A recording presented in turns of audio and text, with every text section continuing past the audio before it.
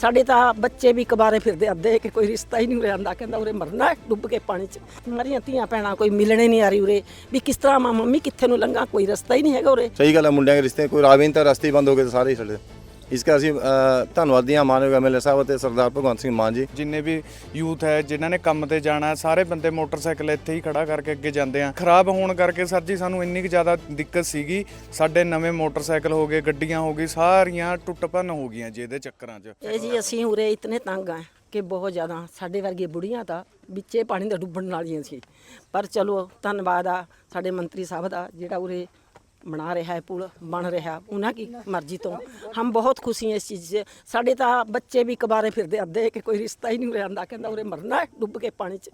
साढ़े इन्ने बच्चे बड़े फिर रहे हैं, देखो इन्हें के रिश्ते ही नहीं बन रहे, मरियां धीयां भैणां कोई मिलने नहीं आ रही उरे, भी किस तरह मम्मी कित्थे नूं लंघां, कोई रास्ता ही नहीं है उरे। हम इन्ने तंग है जिसका अंत नहीं। पर MLA साहब ने साड़ी इन्नी सोहनी पुकार ते साडा थोड़ा जाकर जीवन सफला हो जाएगा।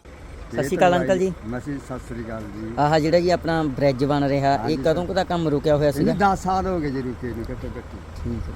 ਹਾਂ, ਉਸ ਤੋਂ ਬਾਅਦ ਫਿਰ ਸਟੇ ਵੀ ਲਵਾ ਦਿੱਤੀ ਬੰਦਿਆਂ ਨੇ, ਸਟੇ ਤੜਵਾਈ ਹੈ ਵੀ, ਕੰਮ ਚੱਲ ਰਿਹਾ ਵਧੀਆ, ਹੌਲੀ ਹੌਲੀ ਚੱਲ ਰਿਹਾ।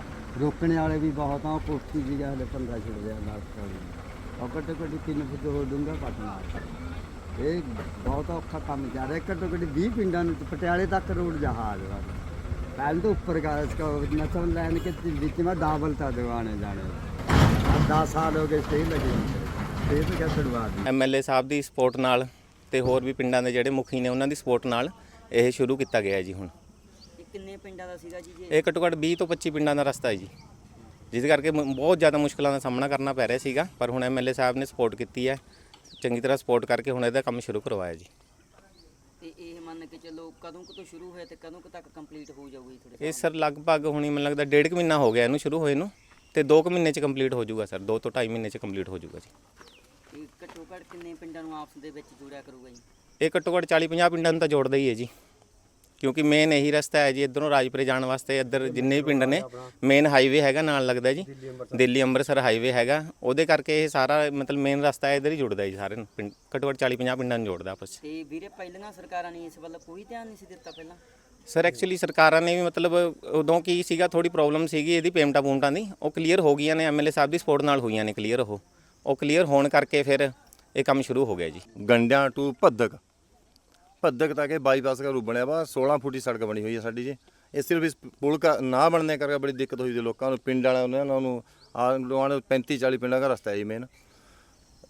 असी आप इस पुल पिछे कोई टेक्निकल प्रॉब्लम थी ना, लोगों की पेमेंट नहीं हुई थी, पेमेंट ना होने करके MLA साहब को गए, उन्होंने आप नट्ठ भज करके SDM साहब को जाके बार साढ़े नाल गए जी, बार असी राजन भी असी सारे पिंड वाले जाके उन्हें बार डी साहब को करके कोर्ट जाके पेमेंटा कराइया। पेमेंटा होने के बाद फिर भी 4-5 बंदे की पेमेंटा रह गई, उन्होंने बेचारे ने फिर भी लिख के दे दिया गंडे वाले ने भी पुल बना लो, पेमेंट ज़्यादा हो जाएगी। तो ये साढ़े पुल का काम चालू है। मानयोग MLA साहब की बेनती करके असी बहुत ही परेशान थे जिस करके, तो हूँ ये पुल का काम चल गया जी। 1.5-2 महीने हो गए चलते हैं, घट्टो घट्टी मतलब 3 महीने हो लगने जी। 6 महीने का प्रोसैस है इसका, सारा पुल बनेगा जी। 6 महीने चालू पहले ही हो जाएगा, छत छुत पै गए 6 महीने लगने जी। उसके बाद लोगों को बड़ी साढ़े तो रिश्ते होने बंद हो गए थे। सही गल है, मुंडिया के रिश्ते कोई राह भी नहीं, तो रास्ते ही बंद हो गए सारे ही साढ़े। इसका असी धन्नवादी हाँ मानयोग MLA साहब और सरदार भगवंत सिंह मान जी, बहुत धन्नवादी हाँ जिन्होंने रास्ता साढ़ा चालू कराया जी। हो जाएगा छेती बस। ਸਭ ਤੋਂ ਪਹਿਲਾਂ ਜੀ ਆਪਾਂ ਗੰਡਿਆਂ ਪਿੰਡ ਦੇ ਵਾਸੀ ਹਾਂ। ਆਪਾਂ ਇਹ ਗੱਲ ਕਹਿਣਾ ਚਾਹੁੰਦੇ ਹਾਂ, ਸਾਨੂੰ ਅੰਡਰ ਬ੍ਰਿਜ ਕਰਕੇ ਜੀ ਬਹੁਤ ਜ਼ਿਆਦਾ ਕਿੱਲਤ ਸੀਗੀ ਸਾਰੇ ਪਿੰਡਾਂ ਲੋਕਾਂ ਨੂੰ। ਜਿੰਨੇ ਵੀ ਯੂਥ ਹੈ ਜਿਨ੍ਹਾਂ ਨੇ ਕੰਮ ਤੇ ਜਾਣਾ, ਸਾਰੇ ਬੰਦੇ ਮੋਟਰਸਾਈਕਲ ਇੱਥੇ ਹੀ ਖੜਾ ਕਰਕੇ ਅੱਗੇ ਜਾਂਦੇ ਆ। ਬਾਰਿਸ਼ ਦੇ ਵਿੱਚ ਜਿੰਨਾ ਅੰਡਰ ਬ੍ਰਿਜ ਬਣਿਆ ਉਹ ਸਾਰਾ ਪਾਣੀ ਨਾਲ ਭਰ ਜਾਂਦਾ ਸੀਗਾ, ਜਿਹਦੇ ਕਰਕੇ ਨੋਰਮਲ ਬੰਦਾ ਵੀ ਪਾਰ ਨਹੀਂ ਕਰ ਸਕਦਾ। ਰੇਲਵੇ ਲਾਈਨ ਤੇ ਜੇ ਤੁਸੀਂ ਪਿੱਛੇ ਕੈਮਰਾ ਮਾਰੋਗੇ, ਉੱਥੇ ਤਾਰ ਲੱਗੀ ਹੋਈ ਹੈ ਤੇ ਬੀਡਿੰਗ ਜੀ ਲਾਈ ਹੋਈ ਹੈ ਵੀ ਨੋਰਮਲ ਬੰਦਾ ਜਾਂ ਕੋਈ ਪਸ਼ੂ ਜਾਂ ਕੋਈ ਬੱਚਾ ਉੱਪਰ ਨਾ ਜਾਵੇ। ਅੰਡਰ ਬ੍ਰਿਜ ਸਾਡੇ ਕੋਲ ਓਨਲੀ ਰਸਤਾ ਸੀਗਾ, ਤੇ ਇਹ ਖਰਾਬ ਹੋਣ ਕਰਕੇ ਸਰ ਜੀ ਸਾਨੂੰ ਇੰਨੀ ਕੁ ਜ਼ਿਆਦਾ ਦਿੱਕਤ ਸੀਗੀ, ਸਾਡੇ ਨਵੇਂ ਮੋਟਰਸਾਈਕਲ ਹੋ ਗਏ, ਗੱਡੀਆਂ ਹੋ ਗਈ, ਸਾਰੀਆਂ ਟੁੱਟ ਭੰਨ ਹੋ ਗਈਆਂ ਜੀ ਇਹਦੇ ਚੱਕਰਾਂ 'ਚ, ਸਾਰਿਆਂ ਦਾ ਨੁਕਸਾਨ ਹੋ ਰਿਹਾ ਸੀਗਾ। ਤੇ ਹੁਣ ਐਮਐਲਏ ਸਾਹਿਬ ਦੀ ਹੈਲਪ ਨਾਲ ਸਾਨੂੰ ਐਡਾ ਕੁ ਬੜਾ ਬੈਨੀਫਿਟ ਮਿਲਿਆ। ਲਾਗ ਦੇ ਪਿੰਡਾਂ ਦੇ ਸਾਰਿਆਂ ਦੇ ਬਣ ਗਏ, ਸਾਨੂੰ ਰਸਤਾ ਉੱਪਰੋਂ ਘੁੰਮ ਕੇ ਜਾਣਾ ਪੈਂਦਾ, ਜਿਹਦੇ ਕਰਕੇ ਸਾਨੂੰ ਟਾਈਮ ਦੀ ਵੀ ਸ਼ੋਰਟੇਜ ਪੈਂਦੀ ਸੀਗੀ ਤੇ ਆਪਣੇ ਕੰਮ ਤੇ ਜਾਣ ਲੱਗੇ ਵੀ ਦਿੱਕਤ ਆਉਂਦੀ ਸੀਗੀ। ਹੁਣ ਇਹ 5-7 ਮਹੀਨੇ ਦੇ ਵਿੱਚ ਐਮਐਲਏ ਸਾਹਿਬ ਦੀ ਸਪੋਰਟ ਨਾਲ ਆਪਾਂ, ਜਿਵੇਂ ਕਿ ਸਰਪੰਚ ਸਾਹਿਬ ਦੱਸਦੇ ਹੀ ਆ ਵੀ ਐਸਡੀਐਮ ਆਫਿਸ ਜਾ ਕੇ ਜਾਂ ਸਾਰੇ ਕਿਤੇ ਜਾ ਕੇ ਇਹਨਾਂ ਨੇ ਹੱਲ ਮਸਲਾ ਜੀ ਕਰਾਇਆ ਜੀ। ਆਪਾਂ ਬਹੁਤ ਬਹੁਤ ਧੰਨਵਾਦੀ ਆ ਐਮਐਲਏ ਸਾਹਿਬ ਦਾ, ਜਿਹਦੇ ਕਰਕੇ ਆਪਣਾ ਥੋੜੀ ਜਿਹੀ ਜੂਨ ਸੁਖਾਲੀ ਹੋ ਗਈ ਜੀ।